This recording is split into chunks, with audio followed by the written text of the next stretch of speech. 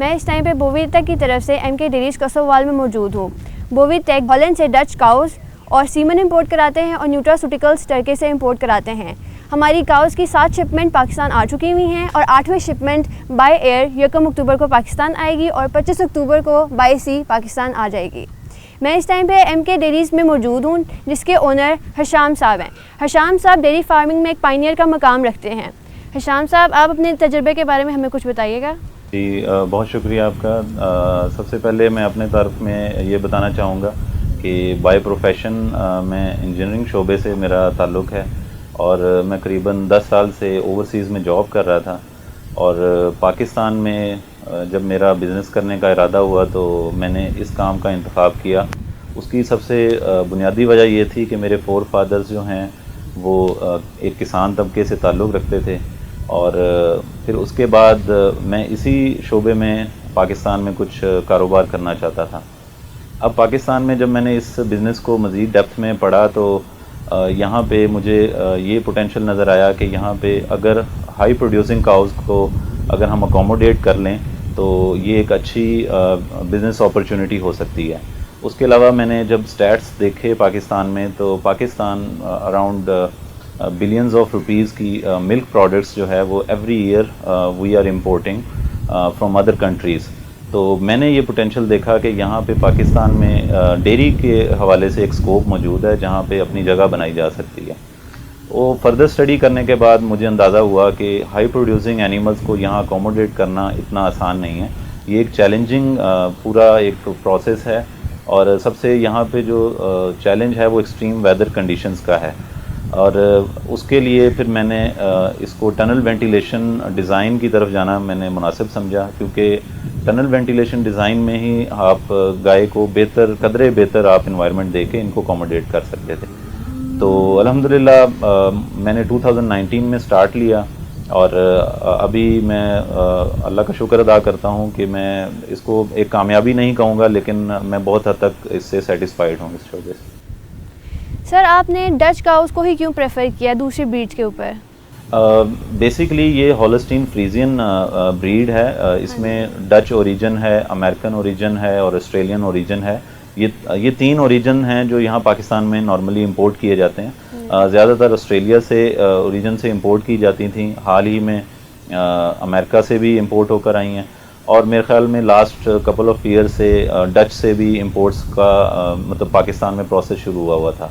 तो जब मैंने इस हॉलस्टीन फ्रीजियन ब्रीड को थोड़ा पढ़ा तो मुझे अंदाज़ा हुआ कि हर ओरिजिन की अपना एक ब्रीडिंग सिस्टम है और ये जो हॉलस्टीन फ्रीजियन है ये बेसिकली डच की आप कह लें कि देसी ब्रीड है और मतलब उन्होंने इसकी जो है इनके सॉलिड्स को मतलब कदरे बेहतर रखा और लॉन्गिटिविटी को कदरे बेहतर रखा, उसमें इन्होंने ज़्यादा चेंजेस नहीं की। तो मेरी जो कोशिश यही थी कि मतलब मुझे यहाँ पे आके ब्रीड बनाने में जो ओरिजिन ज़्यादा सपोर्ट करेगा तो मैं उसी ओरिजिन से काउस को इंपोर्ट करूँगा। तो मेन रीज़न ये थी कि लॉन्गिटिविटी मुझे चाहिए थी ताकि मैं हर्ड रिप्लेसमेंट में मुझे कोई ज़्यादा परेशानी ना हो। सादा ज़बान में मैं कहूँ तो ज़्यादा सुए लेना मेरा एक इंटेंशन थी अलॉन्ग विद हाई प्रोडक्शन और हाई मिल्क सॉलिड्स, बेहतर जो ठोस मादे होते हैं। तो अल्हम्दुलिल्लाह ये मेरा डिसीजन काफ़ी हद तक मैं इसमें सेटिस्फाइड हूँ। सर, आप बोवीटेक के सर्विसेज लेते हैं और हमसे सेल्स काउस भी आप जानवर भी आप हमसे इंपोर्ट कराते हैं। सर, आप बोवीटेक की सेल्स, फॉलोअप सर्विसेज और कंसल्टेंसी के ऊपर नज़र डालेंगे? देखें, बोवीटेक की जो मेजर सर्विस मैं समझता हूँ कि वो क्वालिटी डच ब्रीड को पाकिस्तान में लेकर आना, ये इनका सबसे मैं समझता हूँ कि मुनफरिद काम है जो इनको दूसरों से नुमायाँ करता है। जब मैंने ये डिसीजन लेना था, ज़ाहिरी बात है मेरी मतलब अपनी एक कमाई थी जिसको मैं किसी के भरोसे डालने जा रहा था। यानी ओवरसीज़ में मैंने जितनी कमाई की थी वो मैंने किसी के भरोसे डालनी थी गाय को इंपोर्ट करने के फ़ैसले में। तो ये एक बड़ा एक क्रिटिकल डिसीजन था। तो इसमें जो इत्माद और ट्रस्ट था वो बहुत बुनियादी बात थी। तो मैं डिफरेंट सोशल फोरम्स पर मैंने डिफरेंट इंपोर्टर्स और डिफरेंट जिन्होंने प्रैक्टिस की थी इस चीज़ की कि उन्होंने इंपोर्ट की थी, उनकी मैंने फ़ीडबैक्स भी ली लोगों की जो मतलब जिस तरह से लोग कुछ खुश थे, कुछ नाखुश थे। और उसके अलावा जो डॉक्टर उमर साहब बोवीटेक से हैं, इनको ये अपनी ब्रीड के हवाले से या जो वो चीज़ें इंपोर्ट कर रहे होते हैं उनको काफ़ी नॉलेज था। तो जो बंदे जिनको इतना नॉलेज नहीं होता, ये उनको काफ़ी हद तक नॉलेज भी दे रहे होते हैं कि ये ब्रीड्स क्यों ली जानी चाहिए और इसमें मतलब वो क्या कैरेक्टरिस्टिक्स हैं, उनको पूरी तरह एक्सप्लेन करना आता था। In other words he knew what he was selling. So मैं ये मतलब मुझे ये जो बहुत बात इनकी अच्छी लगी। तो उसके अलावा मैं यहाँ तक नहीं रुका। एक हद तक वो मुझे मैं कन्विंस हो चुका था कि डॉक्टर उमर जो है वो कदरे डिफरेंट हैं शायद दूसरे इम्पोर्टेंट से। मेरा एक्सपीरियंस तो नहीं हुआ, लेकिन मुझे काफ़ी हद तक एतमाद हुआ। लेकिन फिर भी मैंने उनके थ्रू जहाँ पे शिपमेंट्स आई हुई थी, मैंने उन फार्म्स का भी विज़िट किया। हमारे यहाँ करीबी खानेवाल में कुछ गाय डॉक्टर उमर के थ्रू आई थी, तो मैंने उन ऑनर्स को से मैं डॉक्टर उमर को नहीं जानता था पहले, तो मैंने उन ऑनर से भी काफ़ी मतलब पॉजिटिव फीडबैक उनकी मुझे मिली। फिर उसके बाद मैंने दाइम डेयरी विज़िट किया डॉक्टर उमर की इनविटेशन पे, और वहाँ पे भी ऑनर्स को मैंने इंपोर्ट के हवाले से सेटिस्फाइड पाया। तो ये मेरा बुनियादी मतलब एक रोल था कि मतलब वहाँ पे मुझे डिसीजन मेकिंग आसान हो गई कि मैं बोवीटेक का इंतखाब किया मैंने काउज इंपोर्ट के लिए। उसके अलावा इनकी आफ्टर सेल सर्विसेज में जो आपकी इनिशियल गाइडेंस है वो बहुत रिस्पॉन्सिव हैं। यानी ये नहीं है कि आपके काउज अगर आपके फार्म पे आ गई हैं तो उनको कोई प्रॉब्लम है तो आप उनको कॉल कर रहे हैं। तो सबसे बुनियादी चीज़ होती है कि रिस्पॉन्सिव होना, कि यार गाइड करना कि इसको ये ट्रीटमेंट चाहिए, उसको ये डेफिशिएंसीज हैं या ये क्यों आई होंगी और कैसे उसको उन डिफ़िकल्टीज़ को कोप करना है। तो ये पूरी गाइडेंस देते हैं। इस हवाले से मैं समझता हूँ कि ये काफ़ी रिस्पॉन्सिव थे। सर, पाकिस्तान का टेम्परेचर बाहर के टेम्परेचर के हिसाब से बहुत ज़्यादा गर्म है। ख़ासतौर पे अगर देखा जाए हॉलैंड की निस्बत पाकिस्तान का टेम्परेचर बहुत ज़्यादा गर्म है। तो आम तासुर ये है कि चूँकि पाकिस्तान में गर्मी इतनी ज़्यादा है, गाय यहाँ पे इंपोर्ट होगी, उनका कंसेप्शन रेट कम हो जाएगा। आपका तजुर्बा इस बारे में क्या कहता है? उनका कंसेप्शन रेट और उनकी इस टेम्परेचर का उनकी कंसेप्शन रेट और उनकी प्रोडक्शन लाइफ पे कोई असर पड़ता है?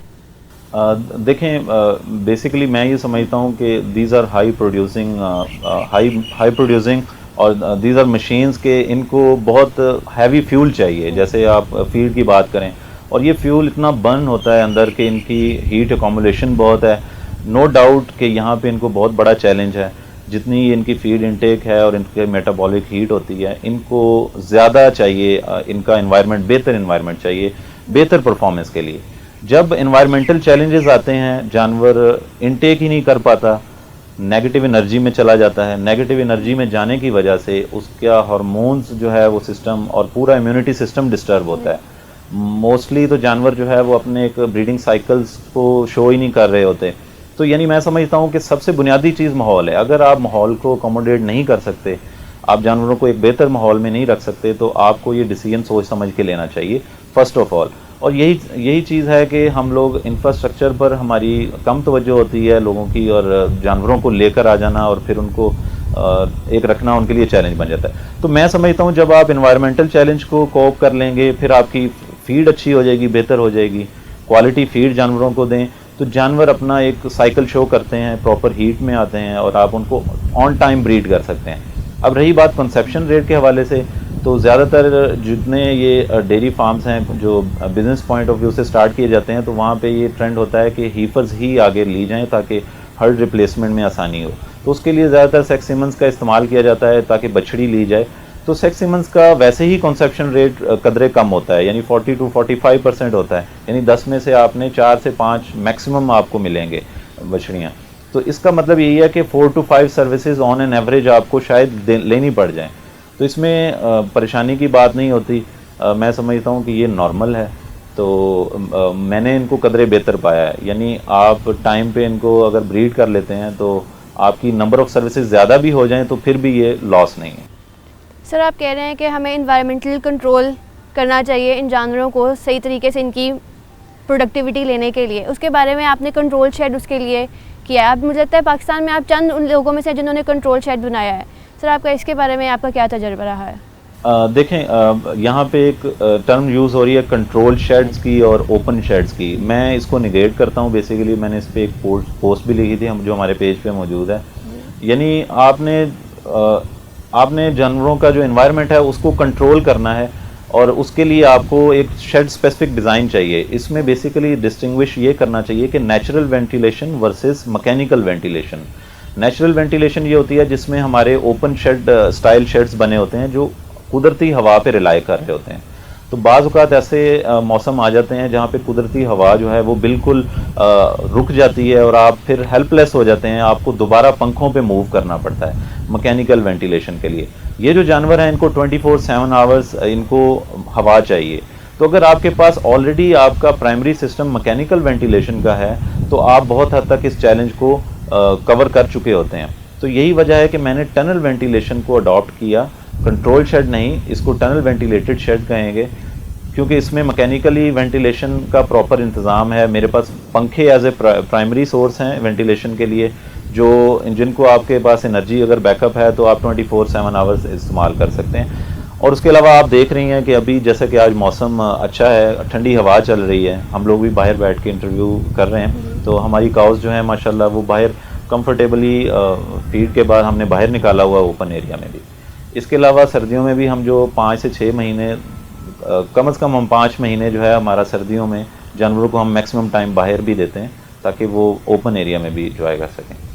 तो मैं समझता हूँ कि अगर आपने बेहतर हवा का निज़ाम कर लिया है तो you have controlled your environment for your animals, तो इंशाल्लाह उसके बेहतर नतीजे होंगे। सर अमूमन कंसिडर किया जाता है कि जो डच होल्स्टीन फ्रीजियन है इसकी जेनेटिक्स ऐसी हैं कि इनमें लेमनेस के केसेस ज़्यादा होते हैं, क्या आपको कुछ ऐसा महसूस हुआ है या नहीं? बेसिकली मेरा ये प्रोफेशन नहीं था, मैंने थ्योरेटिकली इस प्रोफेशन को बहुत पढ़ा है, फिर जो जो चीज़ें मेरे प्रैक्टिकल नॉलेज में आती गई मैं उनको देखता गया हूँ।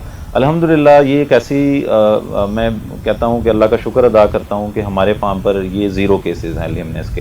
तो थ्योरेटिकली मैं जहाँ तक इस बीमारी को जानता हूँ कि इसमें आपका जानवर जो है एक आर्क लुक टाइप एक शेप बना लेता है और बड़ा मुश्किल से चलता है, ऑफ फीड हो जाएगा, उसकी मिल्क प्रोडक्शन ड्रॉप हो जाएगी, कंसेप्शन रेट्स ठीक है, definitely when she is in negative energy तो ओवरऑल उसका मतलब एक प्रॉब्लम है। तो अल्हम्दुलिल्लाह हमारे फार्म पे 0 केसेस हैं, लेकिन मैं ये ऐड करना चाहूँगा कि आपका माहौल अच्छा है तो उससे आपके जानवर ऑफ फीड नहीं होंगे, पॉजिटिव एनर्जी में रहेंगे, नेगेटिव एनर्जी में नहीं जाएंगे और बहुत सारी बीमारियों से बचे रहेंगे, आपके मेडिसिन के अखराजात बहुत कम हो जाएंगे। तो इन दी एंड मैं यही बात कहूँगा कि माहौल से इनका जानवरों का सेहत का बहुत बड़ा कनेक्शन है। तो अल्हम्दुलिल्लाह जैसा कि आपने पूछा कि लेमनेस के हमारे फार्म पे 0 केसेस हैं, अल्लाह का शुक्र है। सर अगर हम मिल्क प्रोडक्शन की तरफ आ जाएं तो आपका मिल्क प्रोडक्शन की कॉस्ट का क्या बन रहा है, पर लीटर कॉस्ट क्या आपको आ रही है? देखें ये बहुत बड़ा अच्छा सवाल है आपका, इकोनॉमिकली ये बहुत इम्पोर्टेंट क्वेश्चन है। मैं थोड़ा ऐड करना चाहूँगा कि समर में मैं इसीलिए अपना ये मैंने माहौल का सिस्टम किया था कि जो पाकिस्तान में एक ट्रेंड है जो फार्मिंग का, इवन के मतलब ये जो मॉडर्न डेयरी शेड्स भी बन रहे हैं, इनमें भी एक रवायत यही है कि सर्दियों में ज़्यादातर काविंग को टारगेट किया जाता है ताकि गर्मियों में जानवरों को ड्राई होने की तरफ ले जाया जाए, और गर्मियों में भी जानवरों को ब्रीडिंग से अवॉइड किया जाता है नॉर्मली। तो इसका ये पाकिस्तान को ओवरऑल कोई फ़ायदा नहीं होता ज़्यादातर, क्योंकि ओवरऑल जो हमारी देसी गाय यानी लोकल एनिमल्स की भी यही प्रैक्टिस बन गई है, और जो एनिमल्स बाहर से फार्म्स पे आ रहे हैं उनकी भी यही प्रैक्टिस बन गई है कि जो समर्स के मंथ्स हैं उनमें जानवरों को ड्राई किया जाता है इंटेंशनली, जिसकी वजह से पाकिस्तान में दूध का शॉर्टफॉल आ जाता है। जैसे लोड शेडिंग होती है वो भी गर्मियों में ही है, इसी तरह आप समझ लें कि दूध का शॉर्टफॉल होगा और हमारे कस्टमर सफ़र करेंगे।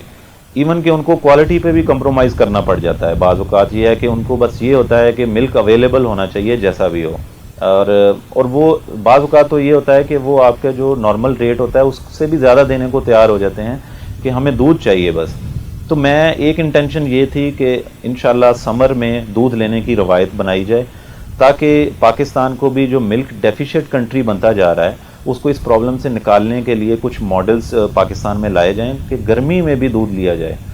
और अल्हम्दुलिल्लाह मैं ये कहता हूँ कि इकोनॉमिकली आप अपने दूध की अच्छी मार्केटिंग कर सकते हैं, उसमें अच्छा आप लोगों से मतलब आप रिटर्न ले सकते हैं रेट की मद में। और मैं ये समझता हूँ कि जो आपकी फीड पर कॉस्ट लीटर जो आपकी वो फीड कॉस्ट है या ओवरऑल कॉस्ट है उस पर बहुत बड़ा एक मतलब अच्छा इंप्रेशन बन जाएगा अगर आप दूध की मार्केटिंग समर में करेंगे। अब अगर फीड कॉस्ट ओवरऑल कॉस्ट की बात करें तो मैं अगर आपके जानवर आपने ऑन टाइम ब्रीड किया हुआ है और उनका काविंग इंटरवल लंबा नहीं बन रहा तो आप उनसे बेहतर उनकी जो है ना फीड जो ओवरऑल कॉस्ट पर लीटर ले सकते हैं। यानी मेजर खर्चा होता है फीड का, तो उसमें मेरे पास जो अभी 35 लीटर एवरेज वाले 8 जानवर हैं उनकी हमारी फीड कॉस्ट 32 रुपये बन रही है।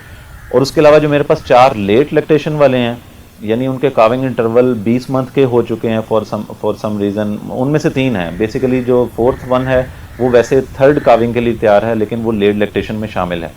जो 3 हैं वो लंबी चली गई, जिसकी वजह से मुझे ना उनकी जो फीड कॉस्ट है वो 45 मिनिमम पड़ रही है पर लीटर। तो ये भी एक रीज़न है कि अगर आपका जानवर एक लंबी लेट लैक्टेशन या एक्सटेंडेड लैक्टेशन में नहीं जाता तो आप उनसे बेहतर फीड कॉस्ट ले सकते हैं पर लीटर। फिर आपके बाद जो पास जो एनर्जी के और मैन पावर के हैं उनकी एक्स्ट्रा कॉस्ट होती है, वो आप पे डिपेंड करता है कि आप कितनी लेबर को यूटिलाइज़ कर रहे हैं कितने जानवरों के लिए।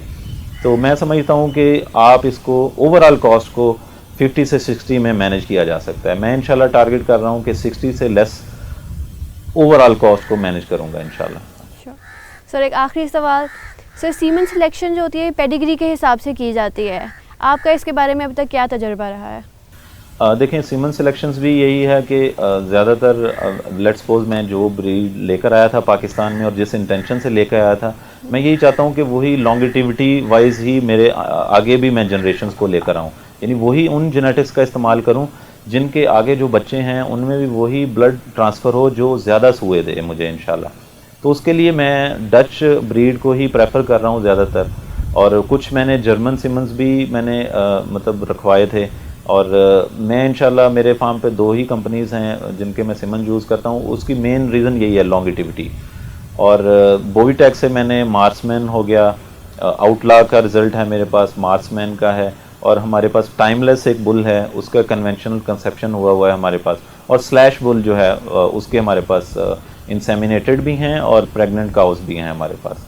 तो अल्हम्दुलिल्लाह मैं इस हवाले से मुतमईन हूँ कि मैं डच जनरेशन को ही आगे लेके चल रहा हूँ।